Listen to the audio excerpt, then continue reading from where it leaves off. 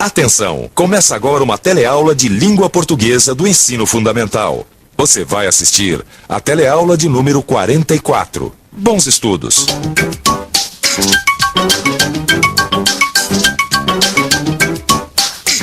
Como que é a história desse filme que você acabou de ver? A história se passa num prédio antigo do centro de São Paulo, né? E eles são duas situações diferentes no mesmo prédio. Um pessoal vai buscar um defunto e o outro pessoal está gravando um comercial no prédio. A última cena me parece que é um bêbado saindo do prédio, né, vestido com uma roupa da época do exército de Hitler, se eu não me engano, que é a externa do prédio.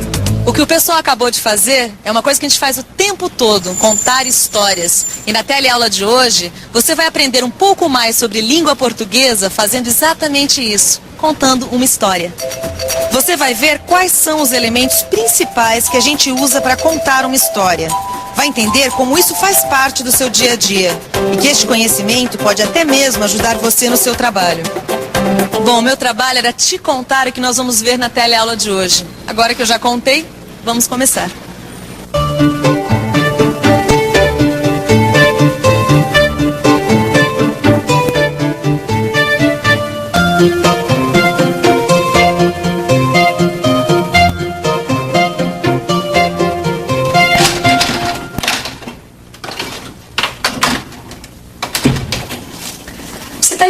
Me ver aqui sozinha, não é? Então deixa eu explicar o que está acontecendo. O Machado teve que fazer hora extra na fábrica, mas nem por isso vamos ficar sem história hoje. Eu vou ler para você uma história desse livro aqui, A Inglesa Deslumbrada, de Fernando Sabino. E a história começa assim, ó. Só são permitidos 6 em pé. Como é que já haviam entrado 7 naquele ônibus de fim de linha em West Hampstead? West Hampstead? Eu nunca ouvi falar desse lugar. Mas se o nome do livro é A Inglesa Deslumbrada, então esse lugar só pode ficar na Inglaterra, não é mesmo? Isso mesmo. New Hampstead é na Inglaterra. E aqui na Inglaterra, nós temos leis muito severas no transporte público. Não podem ir mais de 6 passageiros em pé no ônibus. E tá sobrando um aí.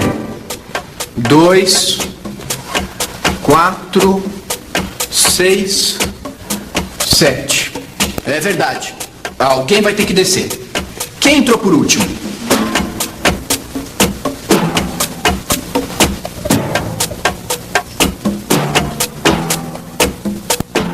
E agora?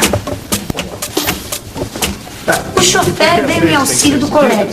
Fez uma preleção sobre o cumprimento da lei. Preleção sobre o cumprimento da lei? Acho que antes de continuar a história, é bom dar uma olhada no dicionário para ver o que é preleção.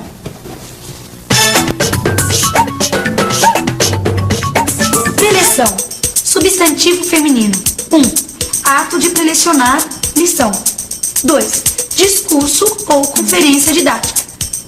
Eu acho que nessa história, preleição deve significar discurso. Deixa eu dar uma olhada de novo aqui no livro. O chofer fez uma preleção sobre o cumprimento da lei. Ou, o chofer fez um discurso sobre o cumprimento da lei. É isso aí. Preleição é a mesma coisa que discurso. Isso quer dizer que o chofer ou o motorista do ônibus fez um discurso sobre o cumprimento da lei. Assim, ó. E porque é importante respeitar as leis, um dos senhores passageiros terá que descer agora. Porque é importante respeitar as leis, um dos senhores passageiros terá que descer agora. Eu acho que o jeito vai ser chamar um guarda. Pois muito bem, então vamos atrás de um guarda. Saíram do ônibus, cada um para o seu lado, à procura de um guarda. Um velhinho, alheio ao impasse, entrou lépido no ônibus. Tá na cara que o velhinho sou eu. Mas eu não entendi como eu devo entrar no ônibus. Você disse lépido. Isso mesmo, lépido. É o que está escrito aqui. Um velhinho entrou lépido no ônibus. E no dicionário está escrito o seguinte. Lépido, adjetivo. 1. Risonho, jovial, alegre. 2. Gracejador, motejador. 3. Ligeiro, ágil. Só pode ser ligeiro. Quer ver só? Saíram do ônibus cada um para o seu lado, à procura de um guarda. Um velhinho, alheio ao impasse, entrou lépido, isto é, entrou ligeiro no ônibus, aumentando para 8 o número de passageiros em pé. Em pouco voltava o chofer, acompanhado de um guarda. Mas veja bem, seu guarda, olha aí. Temos 7 passageiros aqui, só é permitido 6 em pé. Não é possível. Temos que dar um jeito nisso. O senhor vai ter que tomar providência. Salte o último a entrar. Pois não, senhor. Já estou saindo. Com licença. 2, 4, 6, 7. Ainda está sobrando um. Vai ter que descer. Assim é demais. Eu vou chamar o guarda. Aproveite agora, motorista. Estamos em 6. Toque o ônibus. Mas está faltando o trocador. Alguém chamou um trocador? Ainda bem que tem sempre um trocador de plantão no fim da linha. Agora vamos embora que eu já estou atrasado. E o senhor? Eu estou esperando o ônibus. Então entre. Muito obrigado. O velhinho entrou. O ônibus partiu. Fim. Que história, não? Tanta gente num lugar tão pequeno. E quanta coisa aconteceu em tão pouco tempo, não é mesmo? É assim que os escritores inventam as histórias.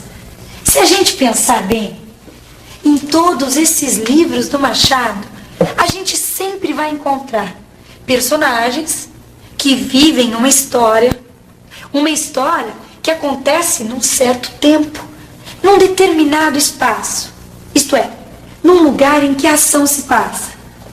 Ação. Era exatamente isso que eu estava querendo dizer desde o começo. História tem que ter ação. Não tem história sem ação. Mas peraí. Se a gente diz que tem filme de ação, então também pode ser que tenha filme que não tem ação? Tem muita ação nesse filme que você acabou de ver? Não achei que tem muita ação, não. Achei até bem calmo, assim. Tinha bastante situações engraçadas e eu diria situações de ação, sim, bastante. Já viu algum filme que não tem ação? Não. Já. Tipo, Bagdá Café, eu achei bem assim, calmo. Pois é, tem gente que pensa que só filme de ação é que tem ação. Não é bem assim. Ação não quer só dizer correria pra cima e pra baixo, tiro pra todos os lados. Ação é o que os personagens fazem numa história. E pra contar uma história, a gente precisa de 4 coisas. Tem os personagens, tem o espaço, que é o lugar onde tudo acontece, tem o tempo, que é quando a história acontece, e tem a ação, que são as coisas que acontecem na história. E a ação dos personagens é o ingrediente mais importante numa história. Na história que a gente contou hoje, a ação dos personagens aconteceu neste espaço, o fim da linha de ônibus. O tempo da história era o momento do ônibus sair. E a ação da história é essa sequência de acontecimentos que a gente está vendo de novo agora. Se você prestar atenção, você vai ver que os personagens estão sempre fazendo alguma coisa. Em outras palavras, as ações dos personagens fazem a história acontecer. Para você ter uma ideia de como a ação é importante para a história, é só dar uma olhada no que está acontecendo aqui no nosso cenário.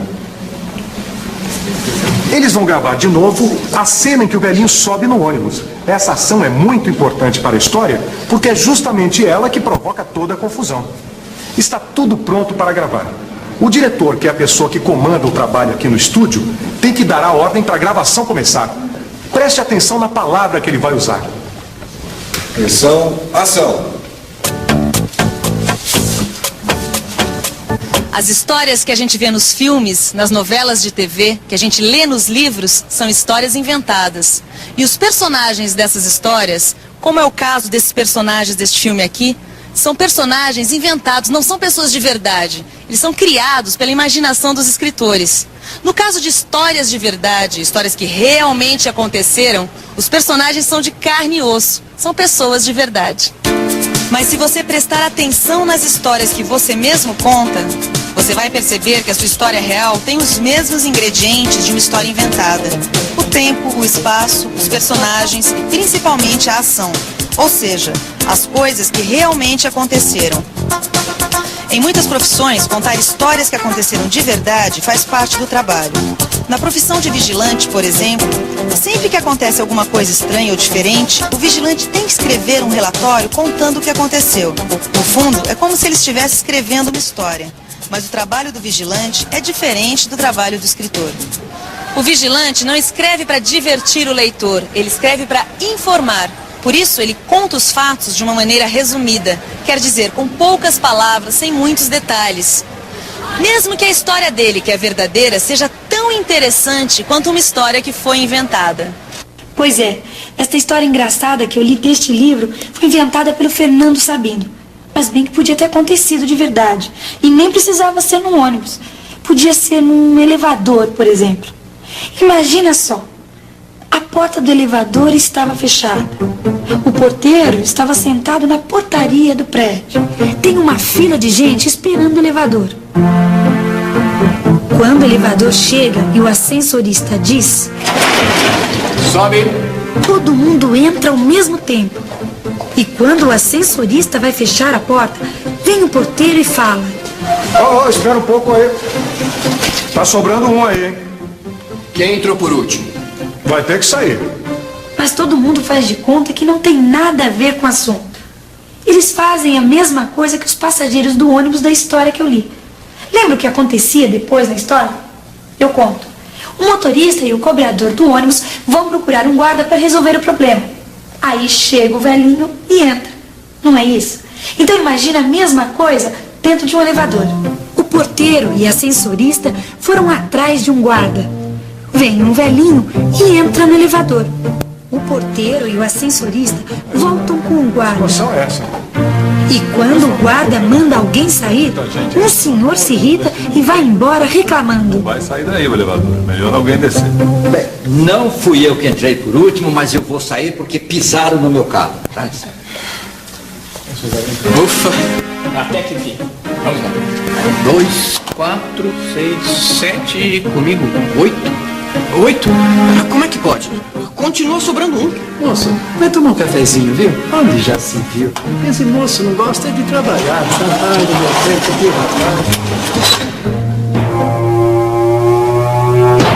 Dá pra acreditar? Como é que eu vou contar essa história pro meu chefe? E se você fosse ascensorista? Como você contaria essa história pro seu chefe?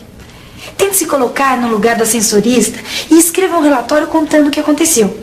Quem sabe um dia você vai ter que fazer isso de verdade no seu trabalho. E com as coisas que você aprendeu na teleaula de hoje, isso vai ser mais fácil do que você imagina. Vamos conferir? E atenção, se liga aí que é hora da revisão. Na teleaula de hoje, você viu que contar histórias faz parte do nosso dia a dia. E que em muitas profissões, isso é inclusive uma parte importante do trabalho. Você viu também que toda história tem sempre 4 elementos: os personagens, o espaço, o tempo e o mais importante de tudo, a ação dos personagens. Agora é a sua vez de entrar em ação. Abra o seu livro e comece a estudar. Porque nessa história de aprender português, o personagem principal é você. Até a próxima!